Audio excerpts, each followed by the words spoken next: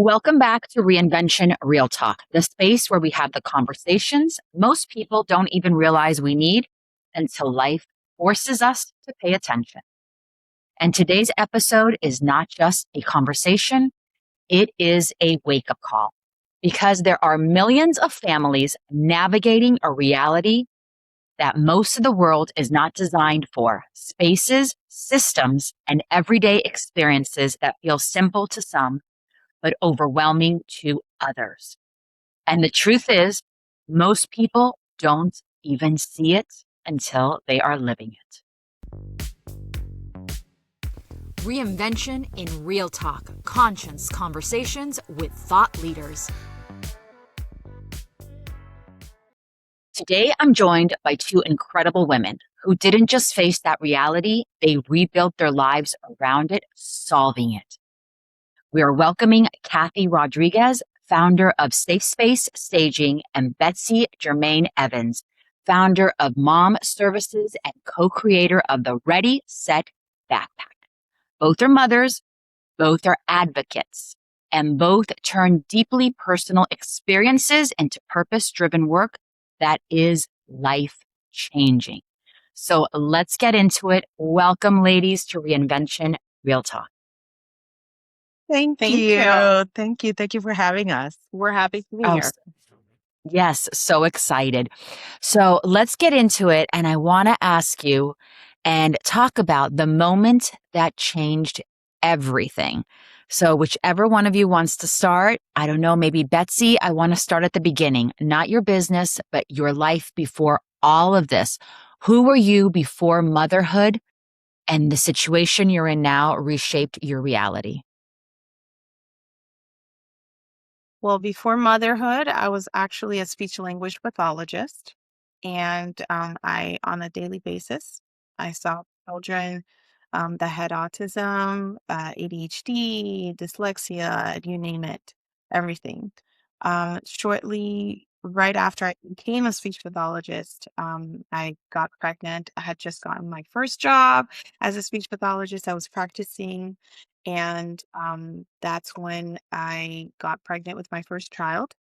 And once I had her, everything was going fine. And the moment that I would say things changed is the moment I started to notice certain signs. As a speech pathologist, naturally, we have that eye, we have that way of being able to tell what's going on with our children, especially when it comes to the developmental stages. And Mhm. although I knew deep down inside that something wasn't right, I still needed conviction. And when Yeah. I went to my daughter's pediatrician, at the time she was 2 years old, I started telling her my concerns. I continued to press on as far as, her telling me that, hey, you're self-diagnosing. I know you personally. I know this is what you do.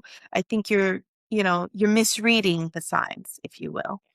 And Yes. around that time, or by that time, I did it for about 6 months, complaining and letting her know. And around that time, she was about 2.5. And she's like, okay, well, I know you've been telling me this since she was about 18 months, but let's wait until she's 3. So myself not wanting to wait, and me checking every resource that I could possibly check. I asked around, I talked to parents, I tried to find conviction, if you will, online by reading stories Mhm. and et cetera, et cetera.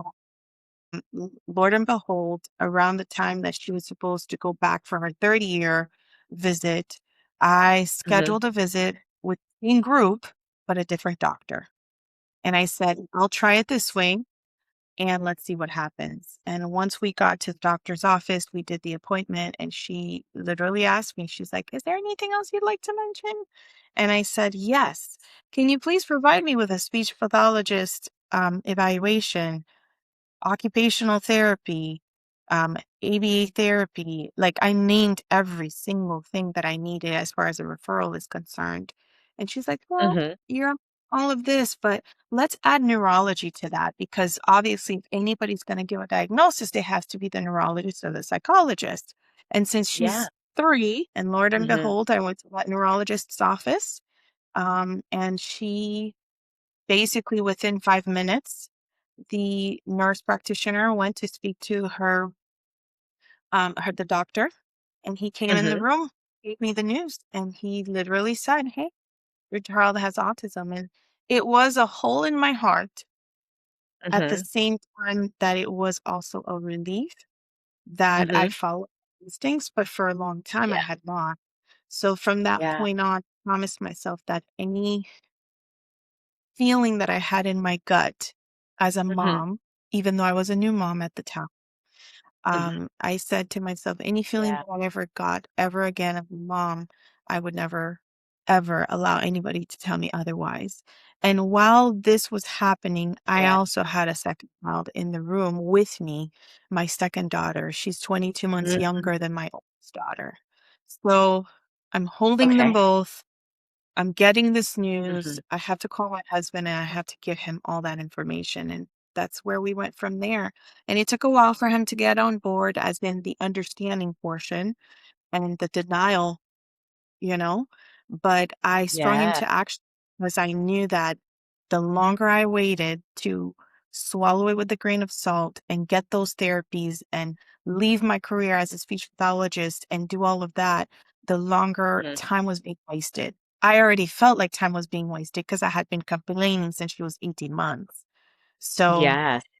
one Yeah. fact that I will say is very, uh, I would say is feels makes me feel better now as a parent is they can diagnose as early as 12 months old. It's a little bit, easier for them to diagnose. My daughter's 13 years old. She got diagnosed officially when she was 3. And so, 13 years late or 10 years later, Mhm. it's definitely makes me feel better as a parent, especially when I'm helping Mhm. other parents, because I Yeah. tell them, I know they can tell right now, they can tell as early as 12 to 18 months. So it is a good Mhm. thing, Yeah. right? Yeah. And isn't it something as moms, we have that internal instinct and they're making us feel like, no, you're crazy or you're just not handling it right. I have more experience. I've been a doctor XYZ for years. And as moms, we have that little gauge inside of us. Now, what about you, Kathy? Well, my whole story is a little bit different because I came from a background that had nothing to do with it. There was no medical background. And honestly, when I had my son that's 10 years old now, all Hmm. my friends already had their kids and their kids were much older. So I Yeah. came into having my son. I was in my late 30s Hmm. and like a new mom, you buy all the books, you're watching Hmm. everything. That's what I was doing. And in one of the books, they're like milestones. And I'm like, okay, what is milestones? So I Hmm. started looking through those milestones and I'm like, he's not hitting those milestones. Like they were like, by Hmm. 2 months, they need to be doing this by 3 months. And then I would go to my family and I would like, tell them this is what's happening because like I said, most of my friends already had kids bigger. So I'm like, who do I go to? I'll go to my family. And Yeah. I know they meant well, but they're like, no, I know so and so or my kids or you didn't hit those milestones. And, Yeah. as a Caribbean background, and we have to put that in the Caribbean background. No, because the neighbor's kid, he didn't walk till he was blah, blah, blah. Yeah. And Porque so, Juan sí, no, you no know, sé cuál. yeah, like, no. And I was like, Yeah. okay, so low key, I would take that and be like, okay, that gives me some kind of, but in the back of my mind, that didn't Mhm. make, like, it would just put on a Band-Aid for like a minute. Yeah. So I started noticing that just to kind of give you my background's in fashion and retail. I had Mhm. Yeah. no idea if what I was thinking, but again, like Betsy was saying, that bubble gut feeling, that feeling you Mhm. get, I Yeah. still had that feeling. And I'm like, you know what? I'm going to go with my feelings. So one thing I am is persistent and I will get on something and it was just there. I would wake up, I would see him, I would do things. And so I started going to doctors again. And sometimes I do have to say, maybe there's not a lot of time. I would go to the doctor and they're like, no, he's still very little. And I'm talking about he was maybe 1.5 years Okay. old or one when I started seeing that he wasn't hitting the milestones. Mhm. So I continued. Um, and that's where I found behavior pediatrician. That's who Okay. I started with. And this is one of the good things is you have to start doing research as a parent and learn what the doctor's background, what the community is saying. So I started really being a part and listening to the community. And I found a behavior pediatrician and she listened to me. She gave me Mhm. the time. And that's so important in our community. You find someone Mhm. that listens to you, that is not talking to you, but listening to Mhm. you. And Yeah. it made all the difference in the world because she Mhm. was talking to me and she was listening to me and we started doing the Mhm. tests. And before he was 3 years old, 2.5, he Mhm. got the diagnosis. And Mm. that's when, as a mom, like we said, never Yeah. put aside the feeling. And it all starts Yeah. with that feeling. I knew deep down Mhm. there was something. There was There something. was And something. Yeah. I'm glad that Yeah. we both did that we both went with our feeling and we didn't just say, oh, no, he's like the neighbor kid. No, no. Yes. And to give Yes. you, Now did you to give, yeah, sorry, to give you go ahead. perspective on what Kevin said, I think that Mhm. one of the biggest things for me was the moment I took those referrals, she qualified Mhm. for every single those services. Mhm. Every single one of we qualified for 5 different therapeutic services once we Mhm. left the doctor's office or that neurologist's office, and we went and got evaluated for every single one of them. We're talking about feeding therapy, occupational therapy, speech therapy, physical therapy, and ABA therapy. That was the biggest part of it all, and I think Yeah. that's when I told myself, I said, never underestimate your gut ever again because nobody can tell you. And this is a saying that we have in the special needs community, but Mhm. once you your child, you're technically Mhm. the expert your child. Yes. So that is the biggest thing that most people have to grasp, whether they're confident within their own capabilities or not. Like in Kathy's case, we have to trust that feeling. And when parents Yeah. come to us, where it's for different parts of our businesses, it's we tell them all the time, do not, if you don't have a good gut feeling about the school, about the therapist, about the quality, do not underestimate your gut. Absolutely. Now, where do you think, Kathy, where do you think that the system is failing families the most? Good question. Well, I think we need to start at even the diagnosis. Mhm. That's it, it's having the training for the team that's at the center, at those hospitals, at the clinic. Um, Mhm. because it's already overwhelming to go there and it's a lot of information and parents are, it's not that you're in denial, but it has a stigma about it, Yeah. and you automatically think so I don't mean the death sentence, but it's a sentence, and Mhm. it's not like that. And, I remember when he got the diagnosis and people like, well, you're going to put him through all of these therapies. If he doesn't have it, it's just going to help him. It's okay. And so it's all the stigma about the therapy and so much work and where do we start? And it's overwhelming. I'm not going to lie. It's overwhelming.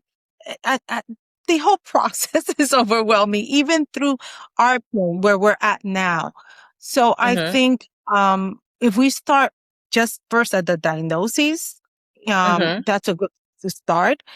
And then sometimes time. It takes it takes time to do all the paperwork. I would lie Yeah. to tell you that one shot you fill out one form and all the services are there. No, Mhm. in that case, Betsy wouldn't have a business. You know, uh, you need Yeah. to understand you got to be patient with yourself. Mhm. And Yeah, if it's you overwhelming. know how to be Yeah. patient with yourself, everything else will fall in place and it starts making sense, especially for a new parent, because you don't understand, why does my child need this? Why is this form important? Why do we need to get this specialist? It all makes sense at the end. I don't know. What Yeah. do you think? Well, for the most part, I feel like we have to look back, and this is more on what I did my thesis on. Mhm. Um, she's technically, I feel like my answer is the same as her, the diagnosis Mhm. process. I did my thesis on the racial disparities in autism and Mhm. specifically autism diagnoses. And so, what I found specifically with that fact was Afro Caribbean and Caribbean and Black children were being misdiagnosed, undiagnosed, or not or misdiagnosed or undiagnosed, or diagnosed with other neurological disorders, as opposed to autism. So, a lot of times they'll be looked at as though it's a behavioral issue when it's not. It's more so autism, which is neurological and it encompasses certain behaviors. It also talked about the fact that parents not bringing their kids to the doctor, Mhm. necessarily expecting those struggles with the child.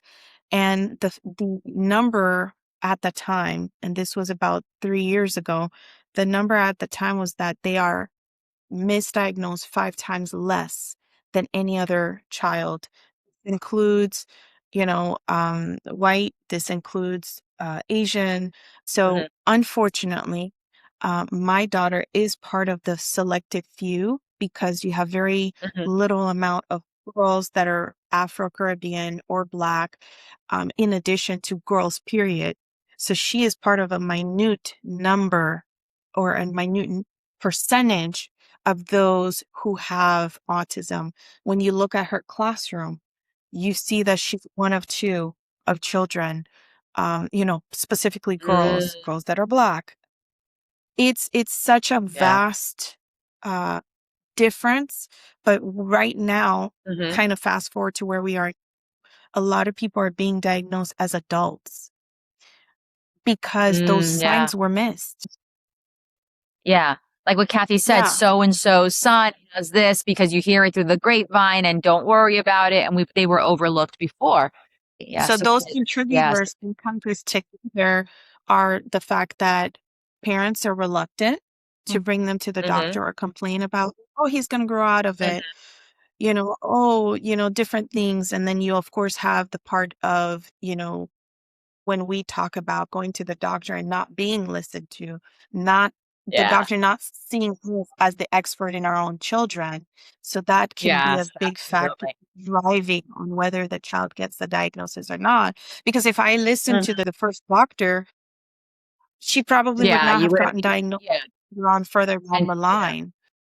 Yes, That's a big absolutely. Yeah. in itself.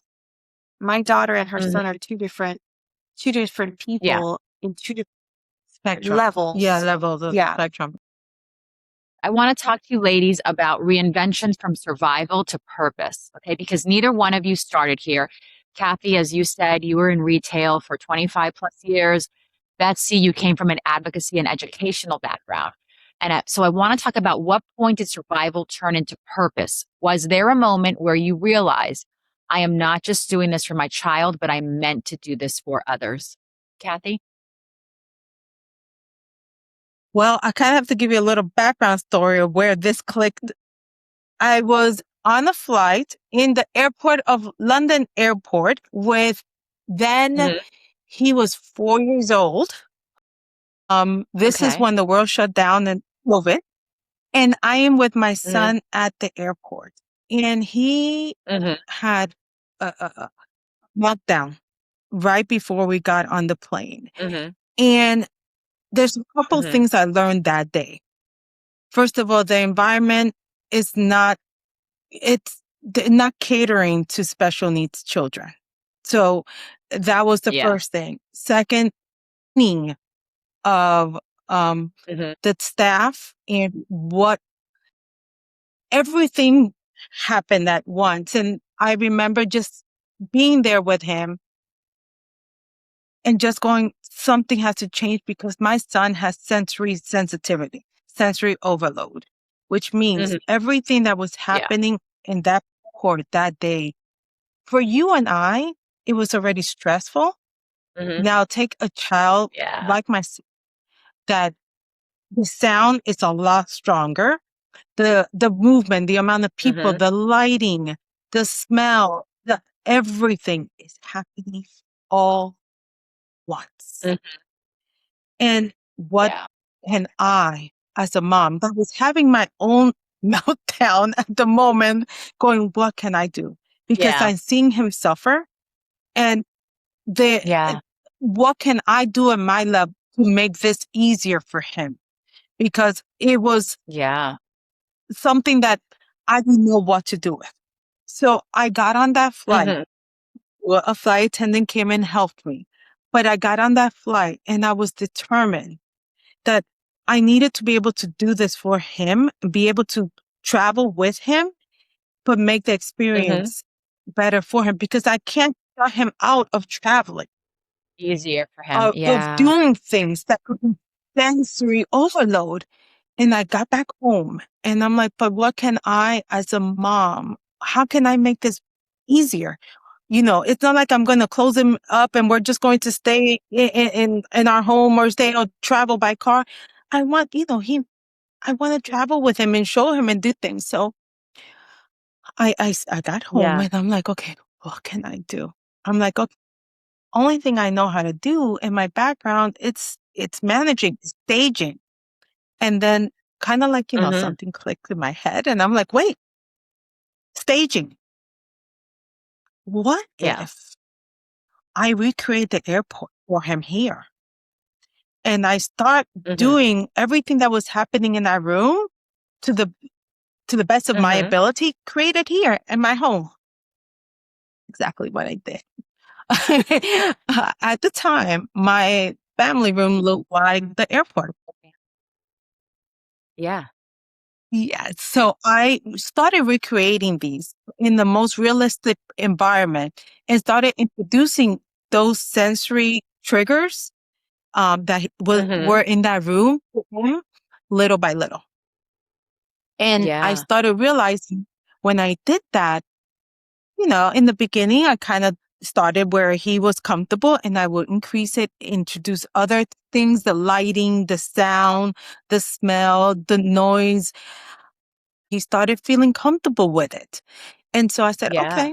okay, maybe I came across something. So, and then stories at the level he understood, because at the time he was, like I said, 4 or 5. So I started doing little Mhm. stories with him about the air and things like that. I got him a pilot outfit.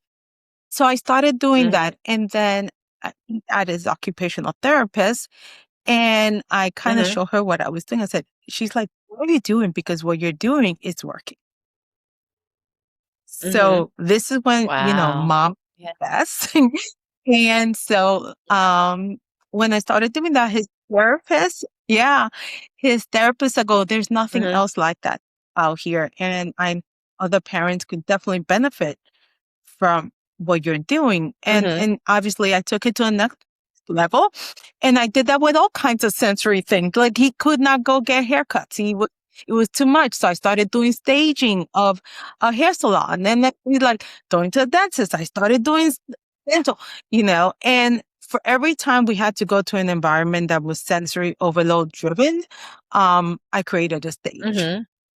pretty much. You prepped him. Yeah, And that's wonderful. Now, Betsy, you've been in the trenches advocating for families. What gaps did you see that you said to yourself, something has to change? Mhm. So that's a really good question. Around the time that she started going to public school, she got all the paperwork Mhm. needed in order to show that she had a diagnosis. The first thing that I noticed is that Mhm. the school, or I should say the school system, did Mhm. not put Mhm. that she had a diagnosis of autism on her paperwork. So that was an issue Mhm. for me. I knew I was going to have Mhm. to go around that. because if you don't put the correct diagnosis on a child's paperwork when it comes to the IEP, you have to, you may be losing out on therapeutic services through the school system. So that was my first thing where I noticed, and I'm like, okay, this is going to be like, as they say, pulling teeth, we're going to have to go through this in order to get her what she needs, even though she's getting it privately, but she technically has the right to get it at school. So around that time, she was at her first school where they were, they had her in a secluded classroom and with other children her age, as well as children that had a similar diagnoses. And for Mhm. about 6 months, I went through it where I was just like, you guys got to do better and you have to change her diagnosis. Otherwise, she's not going to get what she needs. And I knew this because I had already that perspective as a speech pathologist. I would try to give parents advocacy advice all the time. But this time I was Mhm. coming from it on the other side of the fence as a parent. And I saw that Yeah. those 6 months rolled by and they did nothing. And Mhm. so I happened to meet a psychotherapist who was very familiar with children with autism. And she said, hey, I can be your advocate. Let's just take her to the meeting, or we'll go to the meeting, take me in, and I'll come to the meeting with you and I'll make sure that we advocate for her. I said, what is that supposed to be? I mean, do you need to have a special degree to be an advocate? She's like, no, not really. You just need to know the law and you need to know what you're doing and how the school system works. And I said to her, I said, but I do. And I've been telling them for the last 6 months, this and this and that. So she came to the meeting and Lord and behold, it was a completely different point of view. She showed up. She said what she said. Mhm. They listened. They said they were going to XYZ. Mhm. They implemented XYZ. They even suggested, I suggested that she should go to another school because I didn't feel like it was the right placement for her. And I had already told her on the back end before the meeting, I would love for her to go to this school or this school. And she advocated for the Mhm. best option possible. Within Mhm. 2 hours of the meeting, I got a call from the director of Child Find, which is the people that basically create the paperwork, the IEP, they get the diagnosis, etc. And they were Okay. like, yeah, she got accepted to the school that you wanted. That was just that moment. I had a conversation Mhm. with my advocate, and the amount of money that I was paying my advocate for 1 hour was so significant to me that I was just like, I cannot believe she sat there for an hour and a half, made all this money. Yes, she got the result, but is this really how things work? Does Mm. it have to be someone other than the parent in for order for them to Yeah. understand that we mean Mhm. business, right? So she transitioned to the new school. I had parents that were either calling me or asking me how I did that. And I started just giving free Mhm. advice. And the moment I started giving free advice, there was a mom that I was very close to. Her son was in my daughter's class, and she's like, you've given me all this stuff, and you're doing this, and you're not even working anymore. You left your speech field just to take care of her. And I say, yeah, unfortunately, I had to do it with a grain of salt, with my husband not yet being on board, etc. And slowly but surely, he was getting there. And she's like, why don't you just do this? Like, just to do it because you can't, you, you have to work on your own schedule. She requires so many therapeutic services. It was over 40 hours a week at times in therapeutic services. And I said, you know what? I might have an Mhm. idea there. So I started slowly but surely working towards that. And that's Mhm. how mom was born. I woke up one day and I said, my most important job in the world is mom. It's being a mom. And Yeah. I was going to basically get my business to work around myself being a mom. And that's the Mhm. reason why what mom came about. And so that's Amazing. where that gap was, is that parents Mhm. didn't understand or know that there is such as an advocate, that you can find Yeah. someone that will hold your hand throughout the process.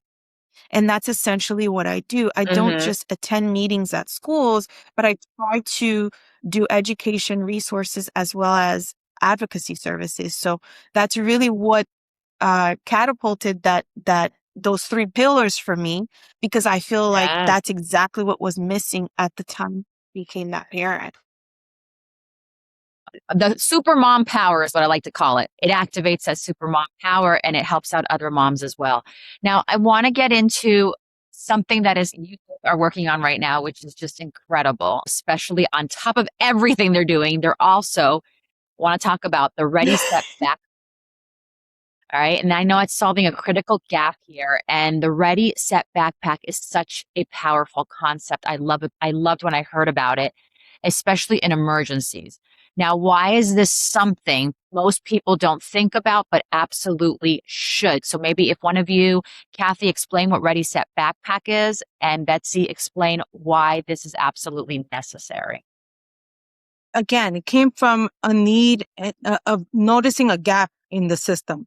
Yeah. And this is something for the most part, neurodivergent parents, that being autism, cerebral palsy, anything under the umbrella, would notice in case of a hurricane season. Us living in South Florida, in the back of my mind, as a parent of a child with autism, I'm like, okay, I remember one of the last hurricanes.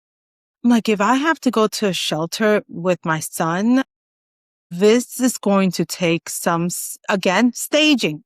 But how am I going to stage? And like, again, they always say, and you'll hear is also making sure that you do your research. You hear that case of emergency, go to a shelter. If you have special needs, and that's where we stop. We found out what it meant. Special needs. What does it mean when we called? So when we researched, for number one, we were working on this for a while, and we were like, you know what? Let's just finally calm the chaos and let's go online and research and let's call these places. Well, it turns out that when you are told go to a special needs shelter, it is technically a shelter that requires for the person that's staying there, it requires for that person to either be on a vent, on a trach, something that's going to require for you to have electricity in order for you to be able to survive, if you will. Right? So it's medically needy, or people that have what we down here in South Florida have complex medical needs. So that's where we were just like, our eyes were like, what? Okay, that does not mean our children. It does not, it's not talking to the community we help. Now, okay, so what do we do in our community? How would our community be able to evacuate? And then we started asking families, and a lot of them are like, we will not evacuate because the thought of going into a shelter with our child would be not possible. Not under, the situation it is right now, the setup that they have right now. I'm like, okay, so what do we do? What can we do as super moms to make it possible? Because we can't stay in harm's way, because then we're not doing our duty as parents. So what can we do? Yeah. So we realized, and this is where Betsy therapeutic side also comes in, and this is how we joined both our organization to create the Ready Set Backpack. So a lot of the things that trigger our is sensory. So we have how many sensory? We have 8 sensories. Senses. So with the 8 senses are what, if we can really speak to the individual 8 senses, which is what, in other words, trigger us, and what can we do to make that environment? It's not going to be, I would say, not going to make it completely go away, but how can we make the transition easier from having to evacuate from your home to a shelter, to a family home? Yeah. So really, when we talk about the 8 different sensory systems, if you will, we want to make sure that all those 8 senses are put at ease That's the best way to explain it. Um, Keep us calm as well as keep us regulated. That's where the sensory regulation comes in. We don't want to constantly be in fight or flight mode, right? So because of that, if our 8 senses are being catered to and we're helping ourselves self-regulate, then we'll also notice less and less behaviors. We'll notice less and less maybe, triggers. So a lot of those things that we talked about when we looked at the 8 senses, we looked at the fact that, okay, we have 2 different children that need or have 2 different senses, need 2 different things, right? When it comes to emergencies. And again, the Ready Set Backpack was created for any sort of emergency, but we're just kind of discussing, weather emergencies right now. So it can cater to an emergency such as a pregnant, she's going to the doctor or she's going to the hospital. She needs her to-go bag because she's pregnant. She's going to have the baby. Take your Ready Set Backpack with you for your other child who has autism. It could be another emergency where grandma and grandpa live with us and we got to rush to the hospital. The ambulance is here. Take your Ready Set Backpack with you. So this can cater to any sort of emergency, whether medical or life emergency. So going back to the 8 different systems, we realized, specifically myself and Kathy, when we worked together, we realized there's different levels of children. Some of them have high support needs. Some of them have low support needs. Some of them have a medium support need. My daughter is more of a child that has a medium support need because she can speak. However, she doesn't speak enough where she can communicate. Let's just put it that way. She can communicate. Very limited, right? Her son speaks well. So each backpack is going to look different. His needs are, he doesn't like hot. He doesn't like a noise. He needs some self-regulation. My child is completely different. She goes towards the noise. And when it's a high noise, that's when she pulls back. So that's where we now get into the 3 different systems or the 3 different types of children or individuals where are they a sensory seeker? Are they a sensory avoider? Or are they a combination of both? And in this case, my daughter's a combination of both. Her son is more of an avoider. So those senses and the different types of individuals that they are, automatically, I tell Kathy, we have to create a profile for each child. And that's where we came about with the idea of creating a sensory profile for each child. The parent actually fills that out.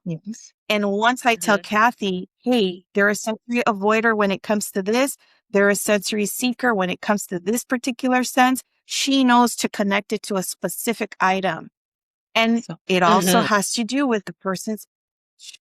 We don't just cater to children. We can have from, children all the way to adulthood. Maybe the item might be different, right? That's where all of that came in. And just the moment we started, we just could not stop. We were like, oh, how about this? And how about that? And she's such a visual person that when I would say something, she's like, oh, an item for that. And we really worked at it together and we realized, you know what? This is so needed that we're really going to be solving the problem here. And so that's really how it came about. Yeah, I know, and you are, and they're individualized. And I know you guys have been working with not just on the local level, but like, cities and far away states are calling upon you guys now, which is wonderful. Different government agencies, which I think is wonderful. Now, the emotional side of this, because there's an emotional side of advocacy, and it is powerful work, but it is also very heavy and it takes a toll. Do you either one of you ever feel a burnout? And if so, how do you navigate it? We do. We do. I got that question just the other day and I discussed it with her. And it was a client that was being on board. And she said, how do you do this for yourself and do it for others? And I really didn't know what to tell her except for I just do. You Yeah. know, it was just one of those things that I really had to think about it. And I know for a fact I've told Kathy more than once, and we work together almost every single day. And Mhm. sometimes we have to check ourselves Mhm. and say, okay, before I get to that burnout phase, I need to take time away, or I need to do Yeah. some self-care, or I need to take time off. Yeah. And if I can Super. have a 4-day week, I try to have a Mm. 4-day week, because my Yeah. mental health is so important to me that if I'm not physically well, and as Mhm. moms, I think we all know this, but maybe it needs to be said out loud. We are the glue. And if the glue is not sticking, everything Yeah. else falls apart. And It's not gonna hold together. you're speaking of making sure your family stays together and your family functions well, your family's going through these routines. If you're not doing that, then you're gonna burn out. And there are Yeah. moments like that, absolutely. But I know now, especially having someone who's always my right hip, I know now that I Yeah. can check in with her mentally, and Mhm. she can check in with me mentally, and we can talk about it. That's the best part of Which is having wonderful. a relationship with Support someone that system. goes through what you're going through. Yeah, I think Yeah. more than ever, everyone always says it's good to put some boundaries. But Mhm. that's incredibly important for parents or neurodivergent parents, because sometimes, and if we are working also with the community, we have to put some boundaries. We have to remember we're also parents People. and people, Yeah. and we have to just, okay, I can do this till this time. I can't do this past this time, because I need to put the oxygen mask on myself as well. Yes. And I love that sometimes you said that. yes, because we want to wear that cape all the time, but sometimes Yeah. we need to breathe and give ourselves that space. Mhm. So I think that's really important, to put boundaries. We learn every time we do something new. Okay, let me do this. Remember for next time, different lessons Yeah. that we learn as we grow. Um, Yes. and just, not feeling guilty for Mhm. taking the time. Like it's Yeah. my And that's time, the biggest. even if it's just me. I love it. I don't know about you, but I love sitting in my car by myself, quiet, in silence. Even something simple like that Yeah. is Yeah. the best. It's Yeah. okay. It's the And best. don't It feel is. guilty if you do. Yeah, it's Yeah. okay not to do that. Don't feel guilty, because in that time you're getting recharged. Yeah. And you could be a It better is. mom, a better advocate by doing those things. So Yes. You have to always fill your cup first. And especially if you have more than one child. I have 4. So y- you have, and also too, when you do those boundaries, when remember that you need to give yourself that grace, you also can be a better parent to the other children, because you don't parent the same with every single child. So it's also Yes. Yeah. important for you to do it as well. And Yeah. That's it makes a huge difference.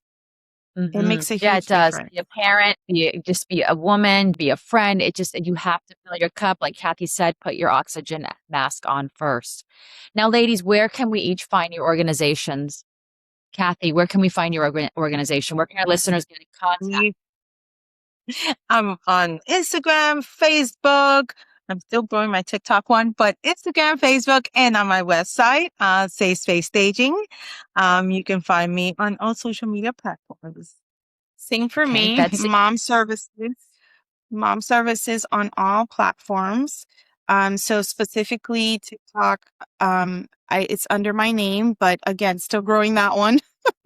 But on Instagram, LinkedIn, as well as Facebook, it is Mom Services, and that is my website as well.